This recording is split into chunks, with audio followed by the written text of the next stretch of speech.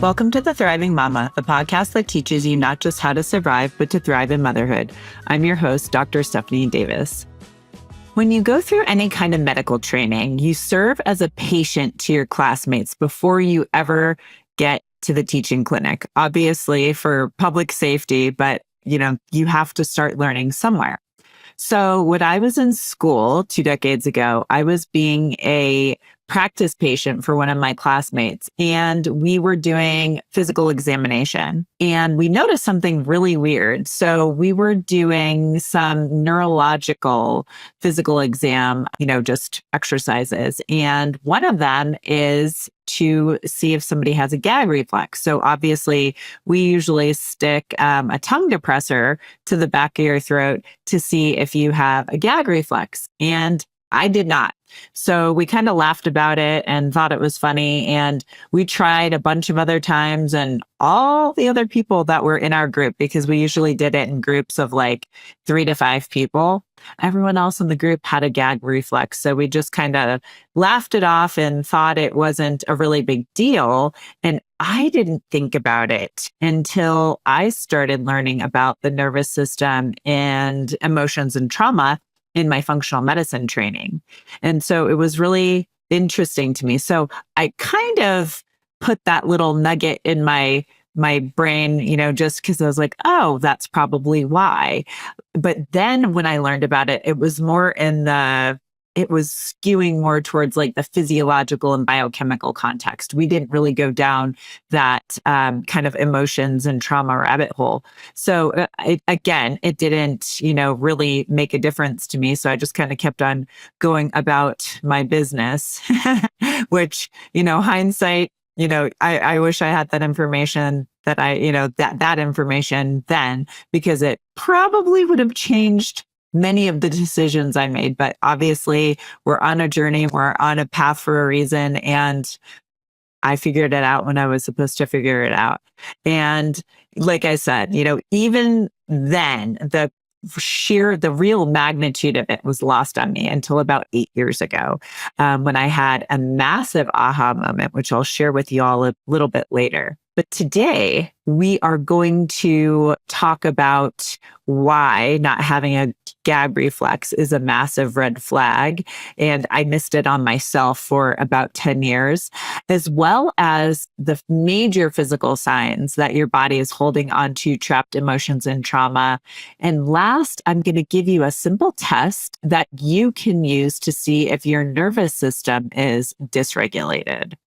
If you're curious as to if you have any stored emotions or trauma that might be causing your illness, preventing you from achieving your goals, or even just showing up as the best, most authentic version of yourself, I invite you to take my free Stored Emotions and Trauma quiz. You'll find that link in the show notes. So back to my story. I realized in school that I was having, I had that no gag reflex, which is kind of weird, but didn't think anything of it. Learned about it a little bit because I think most of you know that I started doing my functional medicine training about, it wasn't even, I had been in school for a semester, or I should say technically a trimester. And then I started doing my functional medicine training. I started going to different conferences, and basically all the conferences, and then was going to the IFM, Institute for Functional Medicine's annual conference, and doing any training that I could while I was still in school, which was how I ended up having like the IFM's original kind of certification before I graduated. But so obviously in school, learning all of the anatomy and physiology and biochemistry and, diagnosis and all of these things. And at the same time, learning the functional medicine aspect of it. And this was really good because I felt like I was way ahead of the curve when I graduated. And it was the primary reason I went to chiropractic school, because back in the day, you had to have a terminal healthcare degree. So that meant being a an MD, a DO, a DC or chiropractor, a naturopath. It had to, I mean, back then, even like PTs and occupational therapists couldn't do it, or even health coaches, which now today they can go through some of the functional medicine training. But way back then, you had to have a terminal healthcare degree. And so, because of where I lived, it was convenient to go to school there. And that's why I did it. But it was interesting because I'm learning all of these things at the same time and also going through life.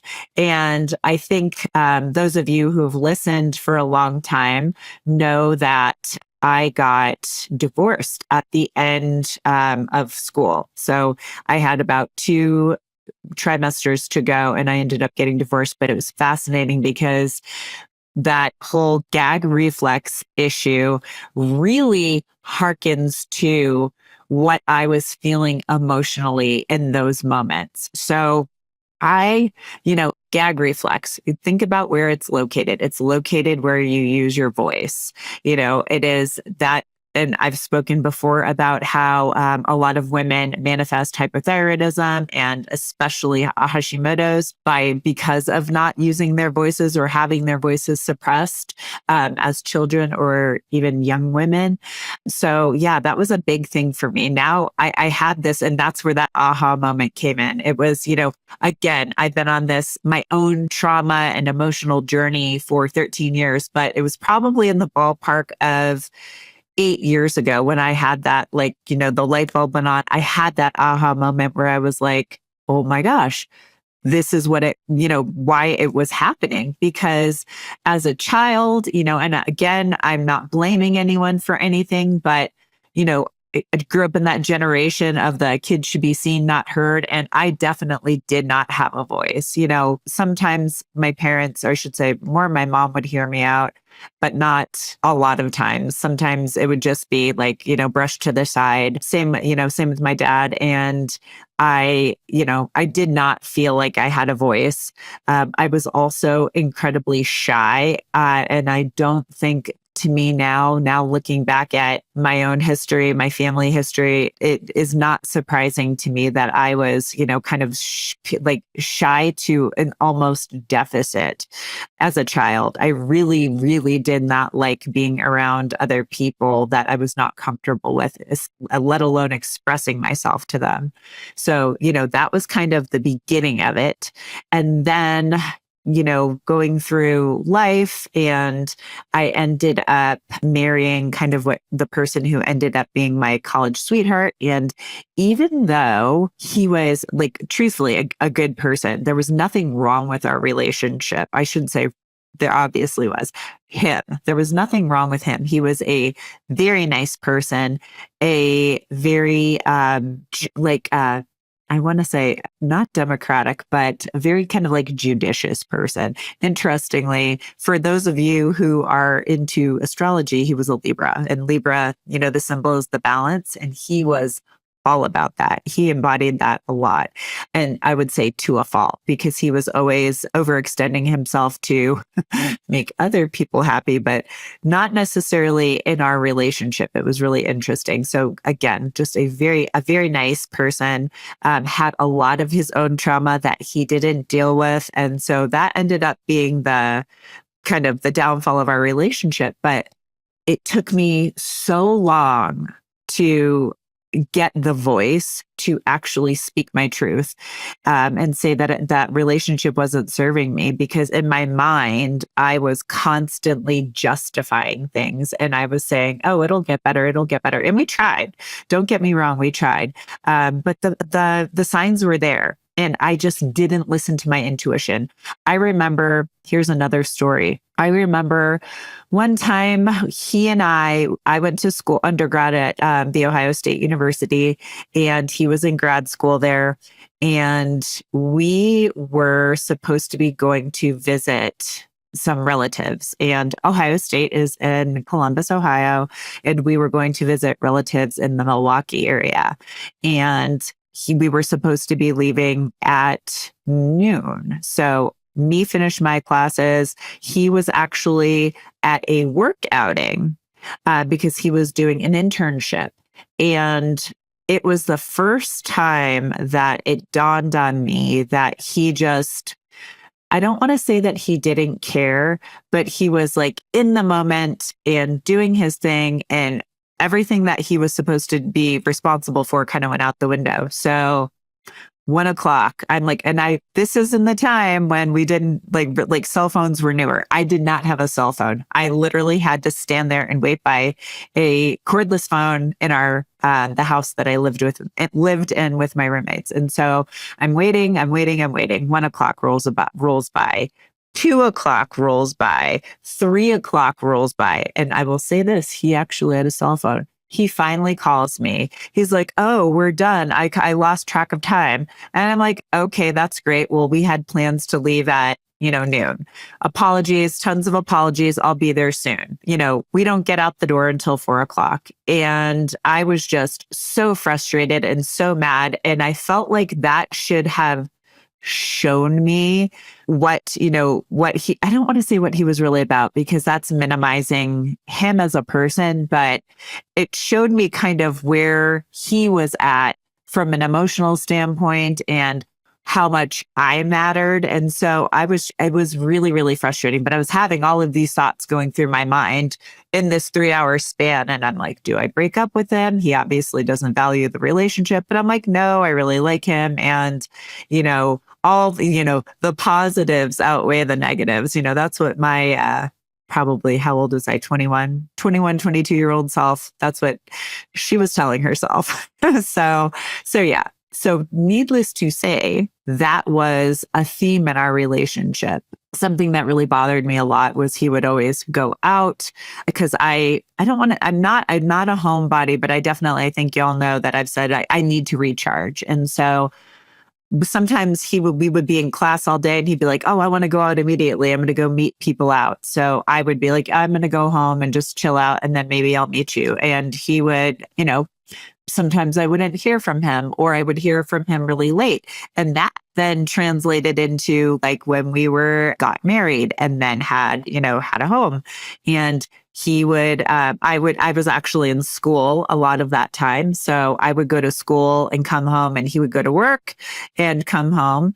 And he would, like say, I'm going to go, meet everyone downtown, because we lived in Minneapolis, and he would go meet everybody and just be like, "Oh, I'm going to be home at 10." And then it'd be 1 o'clock in the morning and I wouldn't have heard from him. So it was that type of stuff. And also he was really big on, I hate to say like a corporate ladder climber, but he kind of was. Like he was, when he was an undergrad, he was getting an MBA. And so he was, going up the ranks with all of his, his education and his jobs and whatnot. And so we had some moving. I felt like I was always playing second fiddle to him and his jobs and like the priority of his jobs. And I asked him on multiple occasions, and like, "Am I ever going to be your first priority, or is it always going to be your job?" And he's like, "Oh, it'll be you." So we talk about it, and then 6 months, and things would change for a minute. And then 6 months later down the road, he would fall back into his old habits. And that probably happened at least 2, maybe 3 times before I was finally like, we're going to marriage counseling. And if it does not work, this is over. And that's essentially what happened, because I remember, I don't know if it was like 5th, 6th session at the marriage counselor, and we walked home, we walked in the door and we went into the kitchen, and I just turned around and said to him, I'm like, "Do you think you will ever be able to change? Like, be honest with me." And he said, "No." And I said, "It's over." And so that was kind of the beginning of this whole process for me. But that was really, really hard, because there was no bad guy in the situation. It was just that relationship wasn't serving me, and I wasn't going to play second fiddle. And then there was, kind of all the fallout that comes with a situation like that. So I had to go through all of that as well. But it was really interesting to me, because still, like, during that time, didn't have a gag reflex. It's something that I kind of tracked over time, just because it was interesting. I could like be brushing my teeth and like check on it. And, I did not have a gag reflex until probably in the realm of, I want to say like 8 years ago, when I had that big aha moment, because I had to go through, like, after I got so started some, we did marriage counseling, talk therapy in that divorce process. And then that kind of started me down the road of, doing the inner work. There was a little bit of a lag between me doing getting divorced and then starting doing some of the inner work again.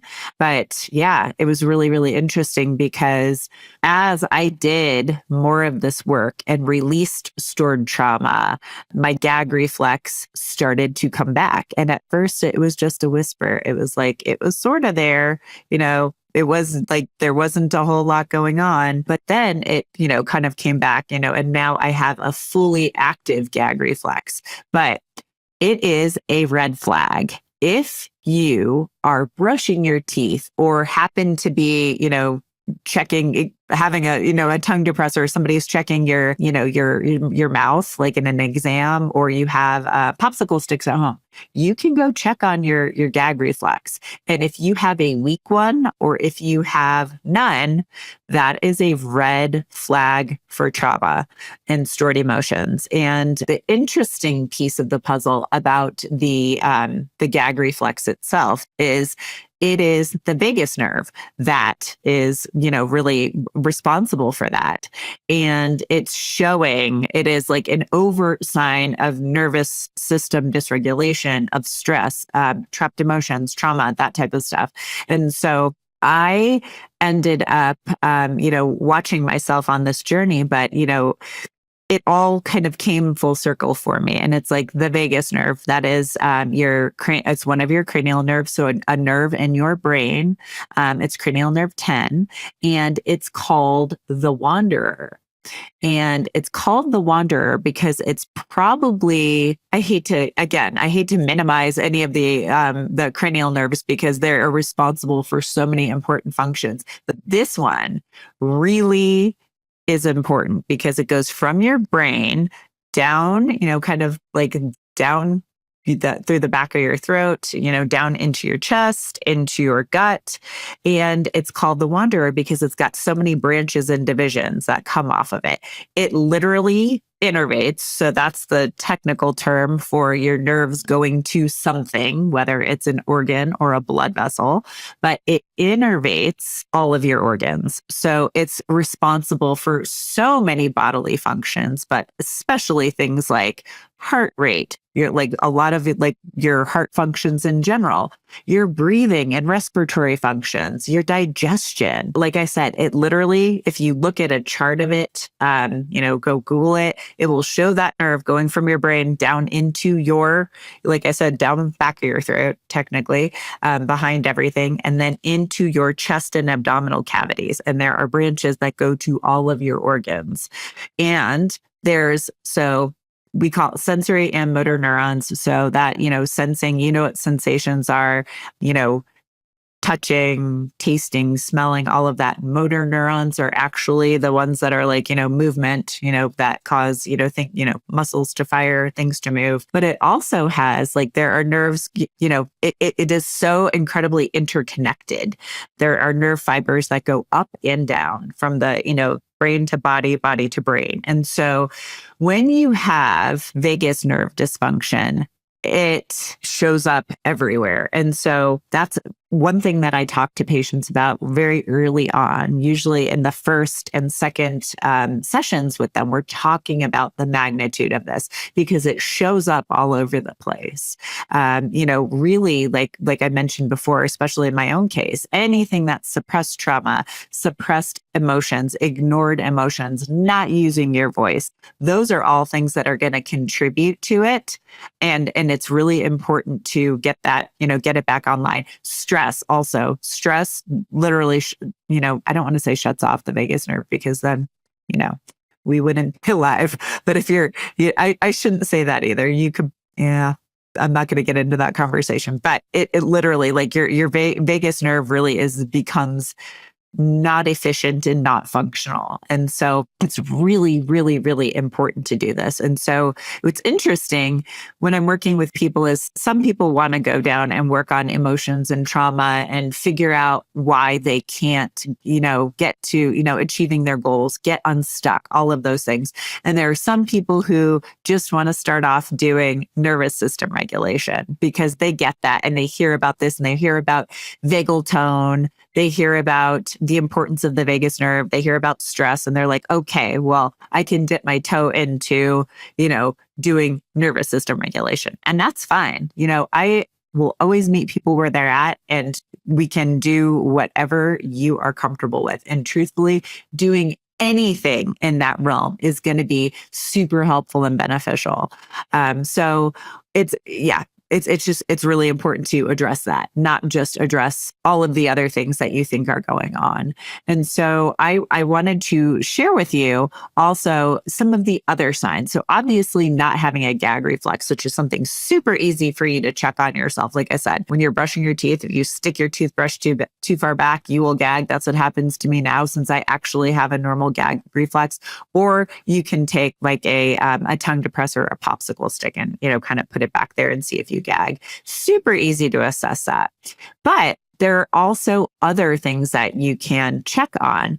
And so some of the major ones that I look for when I'm looking at either the forms that people have filled out or when we're in conversation about, what people are experiencing are tight hips. Before, back when I had my friend Alita Wagner, the pelvic floor therapist on, we talked about trauma being stored in the psoas muscle. And so that is in your low back and hips. And women so often report tight hips or poor hip mobility, not being able to move them very well. So there's that part too. That's a big one. So much trauma stored there. Tight shoulders. That's another place because your body is protecting itself. It's bracing. So you're going to end up with like a tight shoulders, tight neck. Back pain, especially low back pain, that's another that can come from that tight psoas muscle or tight hips, but also in the trauma realm. And I'm not going to get too much into this right now, but a lot of different emotional triggers show up as low back pain. In general, tight fascia. So fascia is the tissue in your body that kind of connects everything. It's a major connective tissue, and your muscles, especially, I should say, especially your muscles. So like from the back of your head to like the base of your spine. So the bottom of your spine is your sacrum and coccyx. There is a massive piece of fascia there. And that's something that as I work with people in this realm, they talk about it just being tight back there. I can speak to my own experience in the trauma realm too. Mine got so incredibly tight. And there's actually research out there now that actually shows as you have trauma and it's stored in these tissues, it changes physiologically. Like there is research out there that shows this, and it's cool because I can't remember the name of the videos, but there are videos out there also that show the changes to the tissues and the fibers as this is happening. So it's pretty cool that they're tying all of these things together in a kind of tangible, researched way. So there's that piece of the puzzle also, but women will also use the term like, I used to be flexible. I'm not flexible anymore. Or I just feel really tight. Also your diaphragm. Your diaphragm is, that muscle at the bottom of your rib cage that, it's your vagus nerve goes there. Breathing. That's another piece of piece of what it does, but it regulates breathing, and a lot of trauma is stored in the diaphragm. I'm probably going to save that for an episode in and of itself because there's a lot of meaning behind it, because it actually is a separator. It physically separates your entire kind of lower abdomen from your upper abdomen and chest. And it from an energetic and physical level, it does. You can actually have blocks there on an energetic level. And this often happens with very sexual trauma. It can happen with just even after childbirth, women undergo changes in childbirth, and that can happen if you were abused in any way, males or females. That can also, the diaphragm can also be a representation. It's kind of like literally cutting your, kind of sexual organs off from the top, your brain and your heart. So there's a lot to unpack there, but I just wanted to give you guys a little bit of an idea of what's happening there. And I will probably end up doing a podcast on that. I might bring on a guest for that too, because I have somebody who can speak very eloquently to that, and she's a master healer. So we can talk about that. I also have another friend who could speak to that as well, who's a somatic therapist. So I will probably bring on a guest for that. But to give you an idea of some of the other just physical signs we're looking at, that I'm specifically looking at, are, aside from what I just mentioned, jaw clenching, TMJ issues and pain, people who have sciatica or sciatic pain issues, headaches, but especially at the base of the skull, feeling like you can't expand your rib cage, or you have restricted breathing or shallow breathing. Those are all things that I'm looking at from a physical standpoint, because they usually are they are representative of stored emotions and trauma. Obviously, it manifests as stress, but there are also other issues. And I've talked about this in the last and more recent podcasts. But if you have any chronic condition, any chronic health condition, but especially autoimmunity, things like Lyme, these are reasons why. And these are why some of the manifestations of those conditions are what we've been talking about, Lyme and chronic fatigue, all of, fibromyalgia, all of those things are characterized by a lot of what we were just talking about. But a lot of autoimmune conditions have those kind of share in that symptomology. But then also from an emotional standpoint, things that we're looking at, anxiety, depression, inability to focus, memory gaps, procrastination, mood swings. These are all things that we can, attribute to, you could attribute those to things that are purely, physiological or biochemical if you want to. But I would put forth that the real root cause is the stored emotions and the stored trauma, because I have seen so many people in my practice resolve those biochemical and physiological issues and still have these, still have the symptoms and still be stuck in life, and still, things get better often, a lot of times on paper, but they're like, I still feel this. So it's one of those things where it's really important to address this aspect. You can't just address the, quote unquote body or physiology or biochemistry. You really do need to address the mind, the emotional, spiritual, all of that. That all is really, really important too. And so in the, I had mentioned earlier, we, kind of give you a call to action. I had mentioned a, free stored trauma and emotions quiz. I encourage you to take that, because it will give you some big insights and some aha moments as I go about, as I do the work that I do. I add to it, as I learn things, as I see things in my practice. So I encourage you to go take that quiz. And like I said before, that the link is in the show notes, but it can be very profound and eye-opening, and it gives you a starting place. A lot of people don't know where to start. They don't even know what they're looking for. So it gives you a starting place. And again, you can find that link in the show notes. So go check that out. And the last thing I wanted to leave you with today is that simple test that also shows that you have a dysregulated nervous system and you're probably holding on to lots of stress. And it's holding your breath.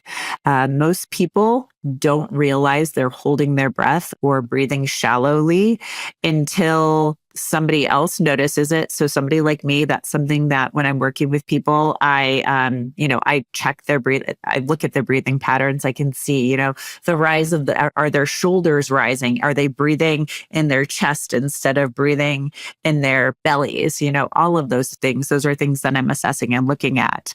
But also, you can kind of check on this at home by yourself. So there's two ways to do it. The first one is obviously doing it yourself. I don't love this way because you're mindful of it and you can change your breathing pattern. So if you can be honest with yourself and not cheat, there are a couple ways you can do it. You could set a timer for a minute and you could just kind of pay attention to your breathing. See how many breaths you have in that minute. That can tell us if you're breathing too slow, if you're breathing too fast. Most people tend to have fast, shallow breath. So that's a telling sign. But also, like I said, are you breathing too little? There's lots of different things that can show that. But set your phone for a minute. Just kind of concentrate on your breathing, count those breaths. You could put a video on too and record yourself because then you can actually see what's happening. So that's one way to do it. Another way to do it, and this is a way that I sometimes have people I work with do it, is have somebody in your family who has a phone, or they could use your phone, record you. And it needs to be a surprise. This is what I have people do. You could be just sitting there watching TV, whatever it is, a moment when they can kind of just record you. They'll need to be kind of at the side of you. If it's in front of you, it's going to be obvious. But like if I'm sitting here working, I likely will not notice or pay attention to people, off to the side of me. My kids walk back and forth. My dog walks back and forth. My husband will come in and out of the house while I'm working, and I don't really pay attention to it because I'm so focused. That would be an ideal situation where they could just, press, on, because we can watch your body and see how you're breathing too. You could also do both. You could do it to yourself and have somebody else do it, because then you could kind of compare and see how much your conscious mind was affecting your breathing. But that's a really good way. And, just be mindful of your breathing. How do you respond when you get bad news or you're stressed out? Do you feel like a lot of people immediately hold their breath, right? That's a natural tendency to hold your breath when you get bad news or things are really stressful. I find people holding their breath then too. When you are having tough conversations with people, whether it's a spouse or a partner or a colleague or even your kiddos, do you find yourself holding your breath? Are you breathing fast and shallow? Those are other ways you can kind of assess your breathing. That's one thing I always tell people, like, how are you responding? Be aware of this. I know that when I'm working with people and they are aware of their breath, they also, it's funny, they'll notice it. They'll be sitting there and they'll be working. And then, when we get their breath and their nervous system re-regulated, they'll notice the times when they start to do that. And I can say, for me, it's the same. Over the years, I have learned to see the signs, but I also just I intuitively know now. It's like all of a sudden, oh, you're holding your breath, because I so infrequently don't do it now. So just be aware of these, things, are you holding your breath? Are you shallow breathing? How do you respond to stress with regard to your breathing patterns in your breath? So that was the last tip I wanted to give you, because just like the gag reflex, it's something super simple you can use at home to assess yourself. And again, I encourage you to go take that stored emotions and trauma quiz, because it can be very illuminating and show you, maybe just the level to which you have things going on in your body, because our bodies are always giving us signs and telling us what's going on. It's just, are we aware enough to listen? If you made it this far, I truly appreciate you. Remember, knowledge is just the beginning. Taking action is what truly sparks change. If you're overwhelmed and don't have enough energy to make it through the day, I invite you to book a free 20-minute coaching call with me. It's a no-obligation chat where we can discuss your health goals and how I might be able to help you achieve them. Visit the link in the episode description to book that call. Until next time, keep striving for wellness, and remember, you have the power to not just survive, but thrive in motherhood.